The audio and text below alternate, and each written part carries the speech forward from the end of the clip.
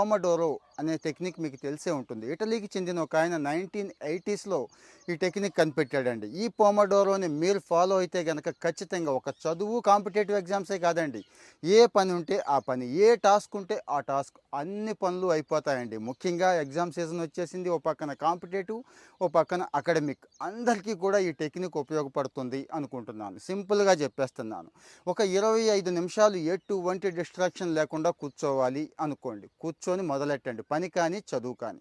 ఒక 5 నిమిషాలు బ్రేక్ తీసుకోండి. ఆ తర్వాత మళ్ళీ 25 నిమిషాలు, 5 నిమిషాలు బ్రేక్. ఇట్లాగా 4 సెషన్లు అంటే 2 గంటల పాటు పూర్తి చేసేయండి. ఏ పని చేయాలనుకుంటున్నారో ఆ పని. ఆ తర్వాత ఒక లాంగ్ బ్రేక్ తీసుకోండి. అంటే ఒక అరగంట పాటు బ్రేక్ తీసుకోండి. ఈ బ్రేక్ అంటే ఏ సినిమా చూడడమో, డిస్ట్రాక్షన్ అవ్వటం కాదండి. కాస్త మంచిగా సమయాన్ని ఆస్వాదించడం, ఏదైనా హాబీస్‌లో ఉండటం. మరి ఈ పోమోడోరో టెక్నిక్ ఫాలో అయ్యి సక్సెస్ అయిన వాళ్ళు చాలామంది ఉన్నారు. మీ